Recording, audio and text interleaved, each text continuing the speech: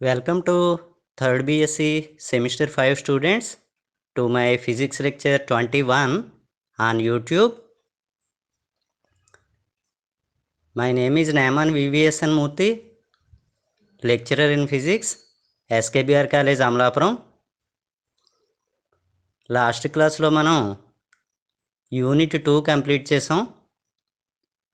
ఈరోజు unit 3 start చేద్దాం.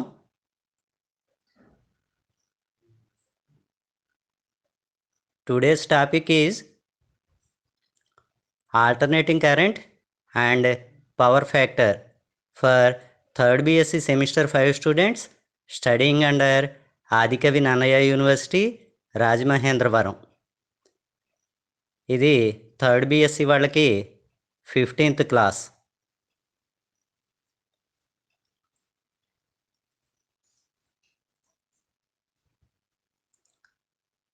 So మనం ఫిజిక్స్ 5A చెప్పుకుంటున్నాం, ఎలక్ట్రిసిటీ, మ్యాగ్నెటిజం అండ్ ఎలక్ట్రానిక్స్. ఇందులో యూనిట్ 3 స్టార్ట్ చేసాం.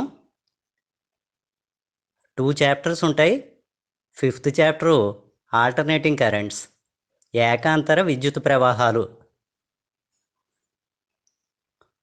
సో ఇక్కడ మనం ఆల్టర్నేటింగ్ కరెంట్ అంటే తెలుసుకోవాలి.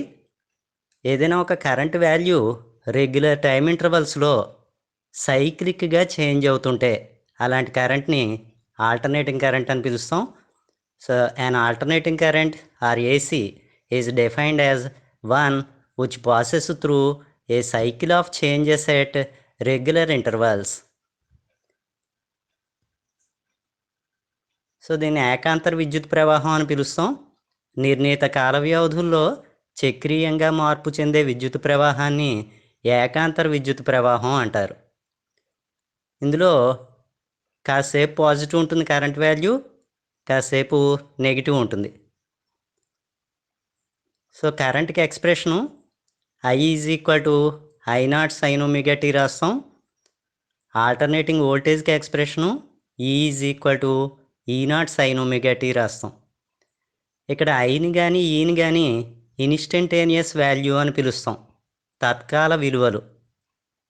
I is the instantaneous value of current, E is the instantaneous value of voltage. I0ని కానీ E0ని కానీ పీక్ ఆర్ మ్యాక్సిమం వాల్యూ అని పిలుస్తాం, శిఖర లేదా గరిష్ట విలువలు. I0 is the peak or maximum value of current, E0 is the peak or maximum value of voltage.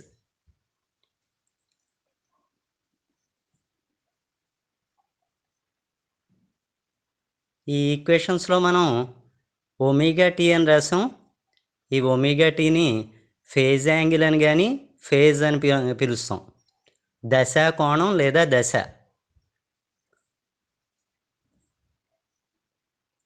Alternating కరెంట్ని కానీ ఆల్టర్నేటింగ్ వోల్టేజ్ని కానీ మీరు డయాగ్రామ్ అబ్జర్వ్ చేస్తే సైన్ వేవ్ రూపంలో రిప్రజెంట్ చేస్తాం.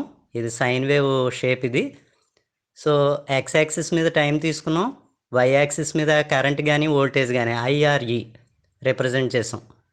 సో టైం వాల్యూ పెరుగుతుంటే మనం రెడ్ పీక్ కనుక అబ్జర్వ్ చేస్తే పాజిటివ్ హాఫ్ సైకిల్ అని పిలుస్తాం దాన్ని, ధనాత్మక అర్ధచక్రీయం. అలాగే కింద బ్లూ పీక్ అబ్జర్వ్ చేస్తే నెగిటివ్ హాఫ్ సైకిల్ అని పిలుస్తాం, రుణాత్మక అర్ధచక్రీయం. ఒక పాజిటివ్ హాఫ్ సైకిలు, ఒక నెగిటివ్ హాఫ్ సైకిల్ కలిపితే దాన్ని కంప్లీట్ సైకిల్ అంటాం, చక్రీయం. ఆ సైకిల్ కంప్లీట్ అయ్యేసరికి క్యాపిటల్ T టైం పడుతుంది, టైం పీరియడ్ అని పిలుస్తాం దాన్ని. సో టైం పీరియడ్ అంటే ఏమిటి అని అడిగితే the time taken for one complete cycle is known as time period.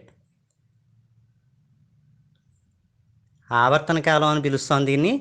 ఒక చక్రీయం పూర్తి కావడానికి పట్టిన కాలాన్ని ఆవర్తన కాలం అంటాం. ఒక పాజిటివ్ హాఫ్ సైకిల్, ఒక నెగిటివ్ హాఫ్ సైకిల్ కలిపి కంప్లీట్ సైకిల్. ఇక్కడ ఇలాంటి సైకిల్స్ ఒక సెకండ్కి ఎన్ని కంప్లీట్ అయ్యాయి అని అడిగితే ఆ నెంబర్ని ఫ్రీక్వెన్సీ అని పిలుస్తాం. Number of cycles per second is known as frequency. So దీన్ని పౌనఃపున్యం అని పిలుస్తాం.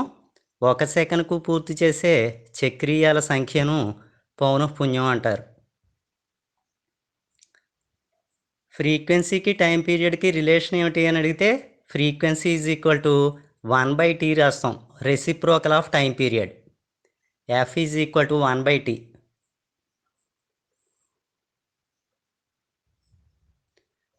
సాధారణంగా మనం ఏసీలో ఆర్ఎంఎస్ వాల్యూ అని రిప్రజెంట్ చేస్తాం, రూట్ మీన్ స్క్వేర్ వాల్యూ అని పిలుస్తాం. కరెంట్కి సంబంధించి ఆర్ఎంఎస్ వాల్యూకి ఎక్స్ప్రెషన్ ఏమిటి అని అడిగితే I RMS is equal to I0/√2. Peak వాల్యూని √2 పెట్టి డివైడ్ చేయాలి. అలాగే వోల్టేజ్కి సంబంధించి ఆర్ఎంఎస్ వాల్యూకి ఎక్స్ప్రెషన్ ఏమిటి అని అడిగితే E RMS is equal to E0/√2. Peak value of వోల్టేజ్ని √2 పెట్టి డివైడ్ చేయాలి.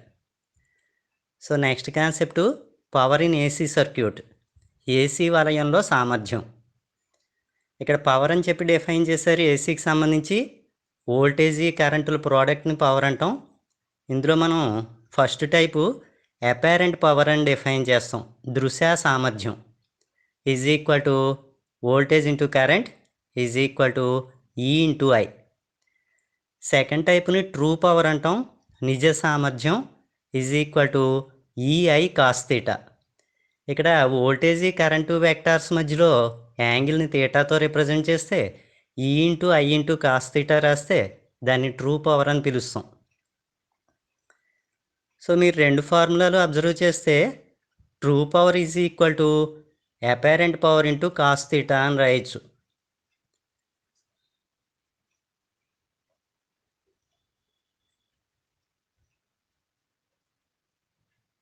సో నిజ సామర్థ్యం ఈజ్ ఈక్వల్ టు దృశ్య సామర్థ్యం ఇంటూ cos θ. ఇక్కడ cos θని అదొక ఫ్యాక్టర్, అది రేషియో అని చేత దాన్ని cos θని పవర్ ఫ్యాక్టర్ అని పిలుస్తాం, సామర్థ్య కారకం. So true power is equal to apparent power into power factor అవుతుంది. నిజ సామర్థ్యం ఈజ్ ఈక్వల్ టు దృశ్య సామర్థ్యం ఇంటూ సామర్థ్య కారకం. ఇక్కడ పవర్ ఫ్యాక్టర్ డిఫైన్ చేస్తాం. Power factor is equal to true power by apparent power అవుతుంది. So it is defined as the ratio of true power to apparent power. సామర్థ్య కారకం అంటే నిజ సామర్థ్యానికి దృశ్య సామర్థ్యానికి గల నిష్పత్తి అని పిలుస్తాం. So we will meet again in the next class with another interesting topic. Thank you all. అందరూ కూడా ఈ ఛానల్ని మరిన్ని మంచి మంచి లెక్చర్స్ గురించి లైక్ చేసి షేర్ చేసి సబ్స్క్రైబ్ చేయండి.